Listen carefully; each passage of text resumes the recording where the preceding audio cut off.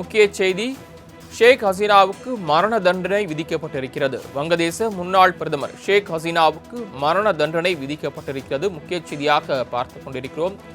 ஷேக் ஹசீனாவுக்கு மரண தண்டனை விதித்திருக்கிறது அந்நாட்டின் சர்வதேச குற்ற தீர்ப்பாயம். மனித குலத்திற்கு குற்றம் புரிந்ததாக தொடரப்பட்ட வழக்கில் ஷேக் ஹசீனாவுக்கு மரண தண்டனை விதித்திருக்கிறது அந்நாட்டின் சர்வதேச குற்ற தீர்ப்பாயம்.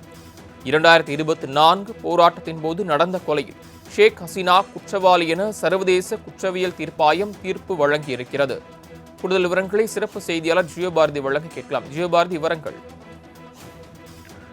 2024ஆம் ஆண்டு வங்கதேசத்தில் இடஒதுக்கீடு எதிரான ஒரு மிக முக்கியமான போராட்டமானது வெடித்திருந்தது. அதன் தொடர்ச்சியாக அந்த நாட்டிலிருந்து அந்த நாட்டினுடைய முன்னாள் பிரதமர் ஷேக் ஹசீனா, அவர்களுடைய அமைச்சர் சகாக்கள் விட்ட பலரும் வங்கதேசத்திலிருந்து இந்தியாவுக்கு தப்பியிருந்தார்கள்.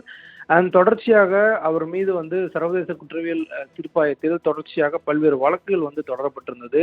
அந்த வழக்கு விசாரணையில தொடர்ந்து அந்த போராட்டத்தில் ஈடுபட்டவர்கள் மீதான துப்பாக்கிச்சூடு, அதே போல அடக்குமுறை சார்ந்த விஷயங்கள் குறித்து ஷேக் ஹசீனா மீது அந்த மிக முக்கியமான வழக்கிலானது தொடுக்கப்பட்டிருந்தது. அதில் அவருக்கு மரண தண்டனை உள்ளிட்ட விஷயங்கள் வழங்க வேண்டும் அப்படிங்கிற அந்த அடிப்படையில் அந்த வாதங்கள்லாம் முன்வைக்கப்பட்டிருந்த நிலையில் இன்று காலை வழங்கப்பட்ட மிக முக்கியமான தீர்ப்பில் அவர் குற்றவாளி என்று அந்த நீதிபதி குறிப்பிட்டு பேசியிருந்தார். இந்த நிலையில்தான் அந்த வாதம் வைத்ததை போலவே தற்போது அவருக்கு இந்த வழக்கில் மரண தண்டனையானது வழங்கப்பட்டிருக்கிறது.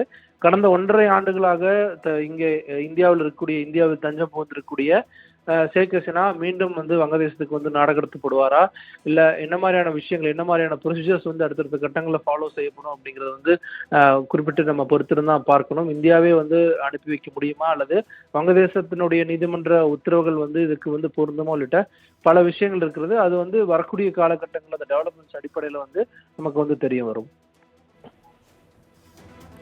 தாங்கள் வழங்கிய தகவல்களுக்கு நன்றி ஜியோபாரதி.